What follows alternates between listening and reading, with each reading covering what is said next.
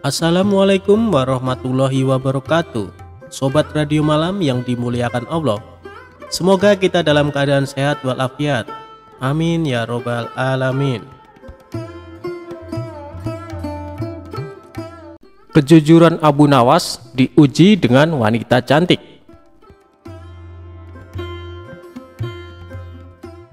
Suatu hari Abu Nawas pergi ke hutan untuk mencari kayu. Ia membawa kapak yang sangat usang sebagai alat mempermudah pekerjaannya. Namun sayangnya kapak miliknya itu malah jatuh ke jurang. Melihat Abu Nawas yang sedang panik dan bingung karena kapak satu-satunya jatuh ke jurang, jin itu langsung berubah jadi seorang kakek-kakek. Jin yang menjelma jadi kakek-kakek itu langsung menanyakan apa yang sedang terjadi. Lalu Abu Nawas mengatakan kalau kapak miliknya jatuh ke jurang dan kesulitan mengambilnya. Kemudian kakek itu menawarkan diri membantu mengambil kapak milik Abu Nawas. Namun kapak yang diambil sang kakek dari dalam jurang terlihat berbeda, berlapis emas dan sangat mewah. "Apakah ini milikmu, nak?" tanya kakek itu. "Bukan, kek," ujar Abu Nawas. Lalu kakek itu langsung menggantinya lagi. Kali ini kapak yang tidak kalah mewah, yaitu dilapisi intan permata sehingga terkesan mewah sekali. "Apakah itu kapakmu, anak muda?" kata kakek itu. "Bukan, kek, kapak saya jelek dan berkarat," terang Abu Nawas. Kakek itu pun berkata dalam dirinya bahwa Abu Nawas ini memang benar-benar jujur. Sebelum memberikan dua kapak mahal tadi, kakek itu bertanya kepada Abu Nawas, "Mengapa tetap ingin kapaknya yang sudah usang itu? Aku tidak mau mengambil yang bukan hak saya, kek. Aku adalah orang yang selalu bersyukur dengan apa yang saya miliki. Bagiku, kapak jelek ini adalah rezeki yang luar biasa, karena bisa memberikan nafkah yang halal," tutur Abu Nawas. Akhirnya kakek itu memberikan kapak berlapis emas dan intan permata tadi kepada Abu Nawas sebagai hadiah karena sudah jujur. Ia pulang dengan membawa 3 kapak, yaitu kapak jelek miliknya, kapak yang terbuat dari emas, dan kapak yang berlapiskan intan permata. Tidak sampai di situ, jin tadi masih ingin menguji kejujuran Abu Nawas. Godaan yang diberikan melalui harta tidak berhasil. Akhirnya jin yang menjelma jadi seorang kakek tersebut akan mengujinya dengan wanita. Kakek itu kemudian menculik istri Abu Nawas, kemudian menyembunyikannya ke alam jin. Setelah pulang dari hutan, Abu Nawas langsung mencari istrinya. Ke semua sudut ruangan ia cari, namun istrinya menghilang secara misterius. Lalu kakek itu datang kepada Abu Nawas dan bertanya apa yang sedang dia cari dan menawarkan diri untuk membantunya. Abu Nawas mengatakan kalau istrinya hilang secara misterius dan hanya meninggalkan pakaian kotor. "Tenang, aku akan membantumu dan pasti menemukan istrimu," ujar sang kakek. Tiba-tiba Abu Nawas teringat kalau kakek itu yang ditemuinya di hutan saat kapaknya masuk ke jurang dan memberikannya 2 kapak yang sangat bernilai. "Wah, rupanya kakek itu ingin menguji kejujuranku lagi," kata Abu Nawas di dalam hatinya. Kakek itu lalu datang membawa wanita yang sangat cantik dan bertanya kepada Abu Nawas, apakah benar orang itu adalah istrinya. Abu Nawas melihat dari ujung kepala sampai ujung kaki. Apakah benar wanita ini adalah istrinya? "Benar, kek, ini istri saya," katanya. "Bukan, ini bukan istrimu. Kenapa kau tidak jujur?" Katanya hidup harus penuh rasa syukur, ucap sang kakek. Lalu Abu Nawas menjelaskan, jika ia mengatakan itu bukan istrinya, kejadian yang sama akan seperti kapak tadi. Kakek itu nantinya akan membawa 1 wanita cantik lagi. "Nanti kau akan memberikan 2 wanita cantik itu lagi kan? Sama seperti kapak," terang Abu Nawas. Jin yang menyerupai kakek itu langsung tertawa terbahak-bahak. Ia tidak menyangka kalau Abu Nawas bukan hanya jujur, tapi juga cerdas.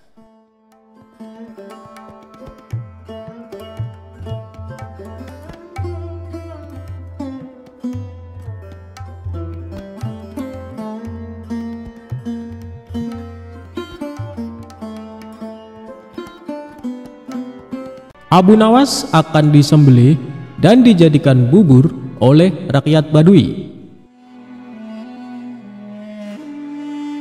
Alkisah, pada suatu hari, Abu Nawas yang cerdik sedang menghabiskan waktunya dengan berjalan-jalan di kota Baghdad. Kemudian, ia memutuskan untuk pulang ketika langit mulai senja dan azan maghrib sebentar lagi berkumandang. Agar cepat sampai ke rumah, untuk pertama kalinya ia lewat kampung Badui di sebuah gurun. Di kampung itu ia bertemu dengan orang-orang yang sedang memasak bubur. Aromanya sangatlah sedap. Orang-orang juga sangat ramai. Saat hendak lewat, tiba-tiba saja ada segerombolan pria menghadanginya. Pria-pria itu menutup kepala Abu Nawas dan membawanya ke salah satu rumah warga. Meski berulang kali minta tolong, tak ada satupun orang yang menolongnya. Setelah sampai di sebuah rumah, salah satu pria berwajah gali itu membuka penutup kepala Abu Nawas. "Kenapa kalian menangkapku? Apa salahku? Aku hanya ingin pulang ke rumah dengan cepat. Maka dari itu aku melewati kampung ini," ujar pria bersurban itu. "Tentu saja kau tak punya salah apa-apa. Hanya saja setiap orang yang lewat sini akan kami tangkap. Kami akan menyembelihmu dan menjadikanmu sebagai kaldu untuk bubur-bubur yang kami buat," ucap salah satu pria. "Jadi bubur-bubur yang kalian sajikan itu adalah bubur-bubur berbahan daging manusia?" tanya Abu Nawas. "Hahaha, tentu saja, rasanya tak kalah nikmat dengan daging sapi atau daging unta. Kau mau mencobanya?" ucap salah seorang pria. "Tapi kenapa harus daging manusia? Bukankah berdosa membunuh sesama manusia?" tanyanya polos. "Ini semua salah pemerintah yang tak mengurus kami. Daging sapi dan daging unta sangatlah mahal. Rakyat di kampung kami ini miskin," jawab pria berwajah gali tersebut. Lalu para pria di kampung Badui mengarak Abu Nawas ke tempat penyembelihan. Dengan cepat Abu Nawas memikirkan cara agar terbebas dari penyembelihan. Karena kecerdikannya, ia pun berhasil menemukan solusi. "Tunggu dulu, sebelum kalian menyembelihku, lihatlah betapa kurusnya tubuhku ini. Percuma saja kalian hanya akan memakan tulang. Kalau kalian mau, besok aku akan membawakan kalian temanku yang gemuk, yang bisa kalian makan selama 5 hari, ucapnya meyakinkan. "Kau pikir kami akan percaya dengan kata-katamu? Kau hanya menipu kami kan?" bentak salah satu pria. "Namaku Abu Nawas, aku tinggal di desa ujung kota Baghdad. Jika aku berbohong, silahkan mendatangiku. Kalian tak akan menyesal bila melepaskanku kali ini, karena aku akan menepati janjiku," ucap Abu Nawas. Para pria di kampung Badui itu lalu berunding sejenak. Mereka lalu memutuskan untuk percaya dengan perkataan tawanan mereka. "Baiklah, kami percaya dengan perkataanmu. Besok bawakan kami temanmu yang gemuk itu. Maka kau akan kami bebaskan," ucap pimpinan kampung itu. "Baiklah, besok sebelum maghrib aku akan membawa temanku kemari," jawabnya. Mereka lalu saling berjabat tangan sebagai tanda janji. Akhirnya Abu Nawas pun berhasil membebaskan diri. Dalam perjalanan pulang, ia lalu memikirkan strategi selanjutnya agar benar-benar terbebas dari warga kampung Badui. Setelah berpikir sejenak, akhirnya ia berhasil menemukan solusi. "Aha, aku mendapatkan ide. Bukankah tadi para pria di kampung Badui mengatakan kalau Baginda Raja tak peduli pada mereka? Mending aku bawa Baginda saja ke sini. Ditambah lagi Baginda Raja sangat gemuk karena ia jarang bergerak," ujarnya dalam hati. Lagian hal yang aneh bila Baginda tidak mengetahui bila ada orang yang berbuat keji dan tega membunuh, serta mengonsumsi sesama manusia karena alasan ekonomi. Baginda harus tahu fakta mencengangkan ini, imbuhnya.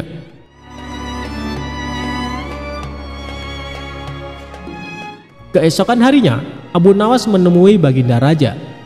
Setelah menundukkan kepala sebagai tanda hormat, ia lalu berkata, "Tuanku Baginda Raja yang mulia, hamba hendak mengajak Baginda ke tempat yang memiliki makanan sangat lezat." Di manakah itu? Makanan apa yang sangat lezat itu? Tanya Baginda Raja. Di kampung Baduy ada bubur yang sangat nikmat. Baginda akan menyesal bila tak mencicipinya, jawab pria cerdik itu. Karena suka makan, Baginda pun langsung menyetujui untuk berkunjung ke kampung Baduy. "Baiklah, aku akan datang ke sana bersama dengan para pengawal. Awas saja jika ternyata makanan tak enak," ucap Baginda. "Tapi hamba sarankan Baginda tak mengajak para pengawal, sebab para rakyat di kampung tersebut tak suka keramaian," bujuk pria bersorban itu. "Sebagai gantinya, hamba akan menemani dan melindungi Baginda ke sana," imbuhnya. "Baiklah kalau begitu, ayo kita segera ke sana," ucap Baginda Raja. Mereka pun berjalan ke kampung Baduy. Sesampainya di sana, Abu Nawas mengajak Baginda Raja ke rumah warga yang kemarin hendak memenggalnya. "Baginda, tunggulah di sini sejenak. Hamba akan menemui penjual bubur itu," ucapnya. Kemudian Abu Nawas ke rumah itu dan menemui para pria yang ternyata sudah menunggunya. "Lihatlah, aku menepati janjiku. Kubawakan kalian orang yang gemuk sesuai janjiku kemarin," ujarnya. Para pria di kampung itu tidak tahu bila pria yang mereka hadapi adalah Baginda Raja. Dengan cepat, mereka lalu menyekap Baginda Raja. Dalam hati Abu Nawas berkata, jika Baginda pandai, maka ia akan menemukan cara terbebas dari para pria itu. Dan kalau bodoh, matilah ia disembelih. Sebelum para pria melakukan penyembelihan, Baginda pun berkata, "Tubuhku emang gemuk, tapi dagingku sedikit. Tubuhku ini kebanyakan berisi lemak, tak enak bila dijadikan santapan. Daripada menyantapku, mendingan aku bekerja saja menjadi pembuat peci. Aku bisa membuat peci yang bagus dan harganya mahal. Kalian bisa menjual peci buatanku ke orang-orang di istana. Mereka akan membelinya dengan harga mahal." Imbuh Baginda mencoba mengelabui warga kampung Baduy. Lalu, para kanibal itu pun setuju dengan saran Baginda Raja. Mereka lalu mengurung pemimpin istana itu di sebuah penjara. Baginda mulai membuat peci. Agar diselamatkan oleh para pengawal istana, Baginda memberikan sepucuk surat di dalam peci yang ia buat. Surat tersebut berisi, "Hai menteriku, tolonglah aku. Aku di kampung Baduy disekap oleh para warga di sini. Berapapun harga peci ini tolong belilah, lalu selamatkan aku." Setelah itu Baginda menyerahkan peci buatannya ke salah seorang pria. "Jual saja peci ini ke para menteri di istana. Mereka pasti menyukainya," ucap Baginda Raja. Di satu sisi, istana sedang gempar karena Baginda Raja tak kunjung kembali. Para pengawal istana telah mencari, tapi tak kunjung bisa menemukan sang raja. Mereka tak pernah menyangka bila raja mengunjungi kampung Baduy. Keesokan harinya, salah satu pria dari kampung Baduy datang ke istana. Ia menemui salah satu menteri dan menjual peci yang dibawanya. Karena indah, menteri itu pun tertarik untuk membelinya. "Wah, peci ini nampak sangat mengagumkan dan mewah. Siapa yang membuatnya? Seleranya pasti sangat tinggi," ucap menteri kerajaan. "Tentu saja bagus. Aku akan membawanya lagi besok bila kau mau peci yang lain," ujar pria itu. "Baiklah, besok bawakan aku peci yang lain ya. Aku akan membelikan ayahku." "Ngomong-ngomong, dari mana asalmu?" ujar sang menteri. "Hamba dari kampung Baduy, tuan. Kalau begitu hamba pamit undur diri," jawab sang penjual peci. Saat sedang mencoba peci, sang menteri kerajaan kaget karena di dalam peci itu terdapat sepucuk surat dari Baginda Raja. Kemudian menteri kerajaan itu meminta para pengawal untuk mendatangi kampung Badui. Mereka berhasil menemukan dan menyelamatkan baginda raja. Masyarakat Badui tak menyangka bila yang mereka tangkap adalah seorang raja. Atas perintah raja, orang-orang di kampung Badui dibunuh karena perbuatan mereka sangat jahat. Keesokan harinya, baginda raja memerintahkan para pengawal untuk menangkap Abu Nawas. Ia hendak menghukum mati pria yang telah menjebaknya itu. Abu Nawas pun ditangkap ketika sedang sholat. Setelah salam, ia langsung dibawa para pengawal untuk menemui sang raja. Begitu melihat wajah pria yang telah menjebaknya, wajah sang raja sangat marah. "Hai kau lelaki becik, bisa-bisanya kau mempermainkanku. Apa maksudmu menjadikanku sebagai tumbal untuk rakyat di kampung Badui? Perbuatanmu sangatlah tidak pantas. Kau pantas untuk dihukum mati," teriak raja. Dengan sikap tenang, Abu Nawas pun menundukkan kepalanya dan berkata, "Ya, tuanku baginda raja yang bijak, sebelum baginda menjatuhkan hukuman mati kepada hamba, perkenankan hamba menyampaikan beberapa hal." "Baiklah, cepat katakan, waktumu tak lama," jawab baginda raja. "Ya tuanku baginda raja, sebenarnya alasan hamba menyerahkan baginda kepada penjual bubur itu untuk menunjukkan kenyataan pahit di negeri yang baginda pimpin. Sebab bila tak mengalaminya langsung, bisa saja Paduka tak percaya dengan perkataan hamba. Padahal semua kejadian yang terjadi di negeri ini adalah tanggung jawab baginda sebagai seorang pemimpin," ucap Abu Nawas. "Bukankah raja yang adil dan bijak sebaiknya mengetahui seluruh perbuatan rakyatnya? Untuk itu hamba mengajak Paduka pergi ke kampung Badui. Lagi pula hamba sudah bisa menduga bila baginda adalah pemimpin cerdas, sehingga pasti bisa lolos dari jebakan mereka. Demikian tuanku. Jika perkataan hamba ini salah, silakan hukum hamba. Bila hamba tak bersalah, tapi tetap mendapatkan hukuman, hamba tidak akan ikhlas, sehingga dosa akan menjadi tanggung jawab tuanku di akhirat kelak," imbuh Abu Nawas. Setelah mendengar ucapan tersebut, hilanglah amarah baginda raja. Dalam hati ia membenarkan seluruh ucapan pria itu. Selama ini ia merasa belum sepenuhnya memperhatikan rakyatnya, sehingga kampung Badui pun terlantar dan menjadi kanibal. "Baiklah, akan kuampuni segala perbuatanmu, tapi berjanjilah kau tak mengulangi lagi perbuatanmu," perintah baginda raja. Abu Nawas pun menganggukkan kepala dan pamit dari istana. Setelah kejadian tersebut, baginda menjadi pemimpin yang semakin peduli kepada rakyatnya. Ia tak ingin ada masyarakat yang terlantar.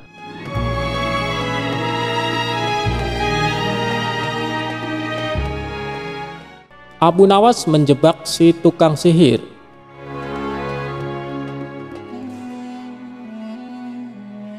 Abu Nawas atau dikenal sebagai Abu Ali Al-Hasan bin Hani Al-Hakimi adalah seorang pujangga Arab. Abu Nawas dilahirkan di kota Ahvaz di negeri Persia.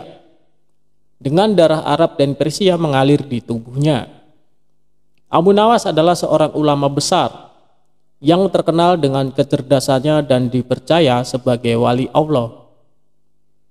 Dikisahkan, Abu Nawas mempunyai burung nuri yang sangat lucu, dan baginda raja ingin memilikinya. "Kalau kau berniat menjualnya, jangan ditawarkan kepada orang lain. Tawarkan saja kepadaku. Berapapun harganya, aku akan membayarnya," ujar baginda raja kepada Abu Nawas. Abu Nawas tidak menjawab, dia hanya mengangguk. Tapi dalam hati dia berkata, "Mana mungkin aku menjual burung yang tidak berharga ini kepada baginda," ucap Abu Nawas dalam hati. Keesokan paginya Abu Nawas datang ke istana. Dia datang dengan membawa burung nuri yang diinginkan baginda itu. Abu Nawas tidak ingin menjualnya. Dia ingin memberikan cuma-cuma kepada baginda. Tapi di pintu gerbang istana, dua orang pengawal menahannya. "Siapa kamu? Ada keperluan apa menghadap baginda raja?" hardik kedua pengawal dengan wajah bengis. Rupanya, kedua orang pengawal istana tersebut adalah orang kepercayaan Perdana Menteri Abu Dahi yang selalu ingin mencelakakan Abu Nawas. Aku hendak menyerahkan burung nuri ini kepada Baginda Raja, karena beliau sangat menyukainya, jawab Abu Nawas. Tinggal saja burung jelek itu di sini, biar aku yang menyerahkan kepada Baginda, ucap salah seorang pengawal. Abu Nawas pun menurut. Dalam situasi seperti ini, dia tidak mungkin melawan. Tapi suatu saat mereka pasti akan menemui perbuatannya. Oleh kedua pengawal kepercayaan Abu Dahi, burung nuri Abu Nawas ditukar dengan burung gereja. Setelah itu diserahkan kepada Baginda Raja. Perdana Menteri Abu Dahi yang melihat kejadian itu tersenyum simpul memuji hasil kerja anak buahnya. Berdebah, gigi Baginda gemertak menahan amarah. Dia merasa terhina oleh perbuatan Abu Nawas. Burung nuri yang diharapkan tapi burung gereja yang dikirimkan. Tanpa menunggu waktu, saat itu juga Baginda mendatangi rumah Abu Nawas. Abu Nawas, kalau kau keberatan menjual burung nuri kepadaku, aku tidak apa-apa. Tapi jangan kau kirim burung gereja ke istana. Itu suatu penghinaan buatku, kecam Baginda dengan mata memerah menahan amarah. Begini Baginda, tutur Abu Nawas mencoba meredakan amarah Baginda. Istana Baginda telah kemasukan 2 orang penyihir yang menjadi penjaga pintu gerbang istana. Kedua orang itu bisa menyihir seekor burung gereja, dan hamba yakin besok-besok kedua orang itu bisa menyihir burung beo menjadi burung nuri. Kalau tidak percaya, tunggulah besok di istana. Baginda akan menyaksikan sendiri betapa hebatnya sihir mereka. Sambil berkata begitu, Abu Nawas mengelus-elus seekor burung beo yang bertengger di depan jendela rumahnya. Burung beo itulah yang akan dibuat menjebak kedua pengawal bengis istana. Pagi-pagi sekali Abu Nawas sudah tiba di istana. Dia membawa burung beo di tangannya. Di depan gerbang lagi-lagi dia dicegat oleh pengawal. Ada perlu apa lagi kau di sini? Kedua pengawal kembali menghardik Abu Nawas. Ada perlu apa lagi kau di sini? Kedua pengawal kembali menghardik Abu Nawas. Sudah ku bilang, kau tidak akan bisa bertemu Baginda, ucap sang pengawal.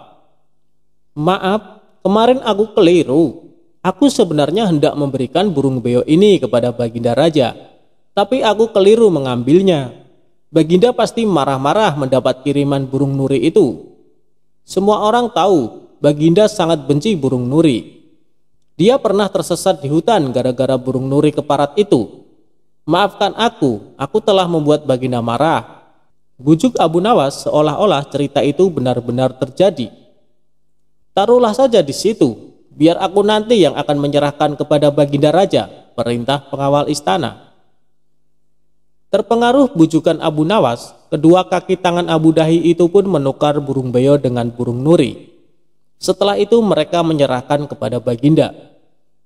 Keduanya bersukaria karena sebentar lagi Abu Nawas pasti akan mendapat hukum yang setimpal dari Baginda, pikir mereka.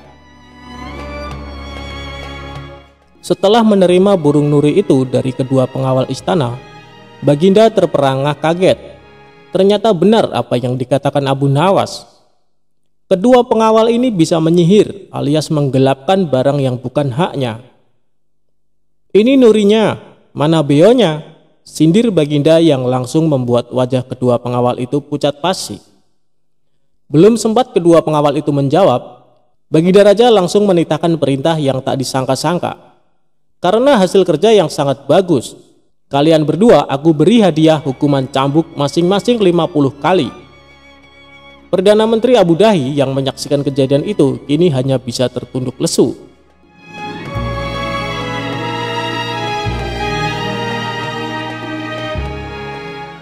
Abu Nawas memantati raja. Pada suatu sore ketika Abu Nawas ke warung teh, kawan-kawannya sudah lebih dulu berada di sana. Ternyata mereka sengaja menunggu Abu Nawas. Nah, ini dia Abu Nawas datang, kata salah satu seorang dari mereka.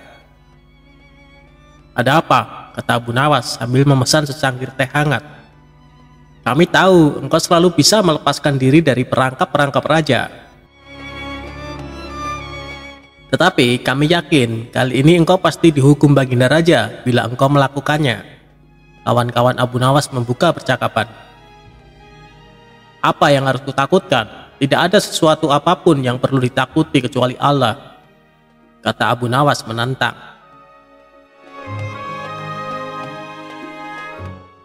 Selama ini belum pernah ada seorang pun di negeri ini yang berani memantati Baginda Raja.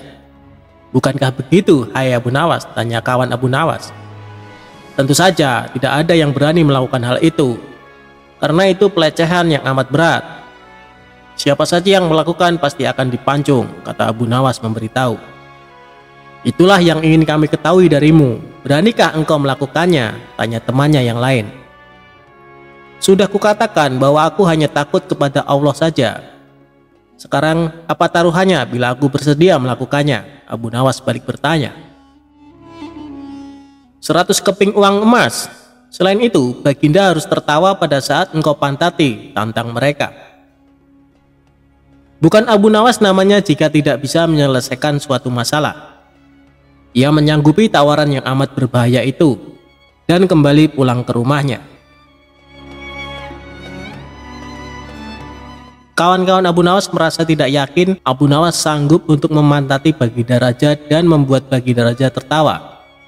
Karena tantangan ini sangat berat, maka kali ini Abu Nawas pun harus berhadapan dengan Algojo pemenggal kepala.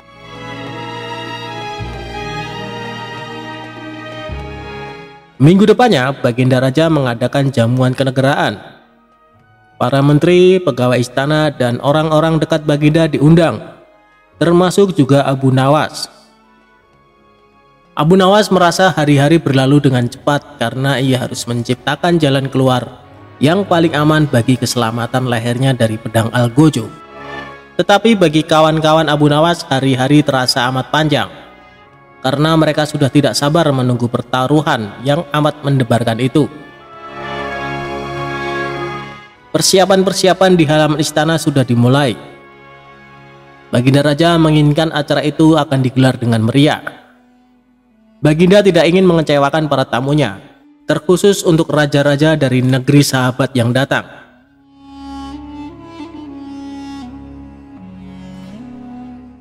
Akhirnya hari yang dijanjikan telah tiba.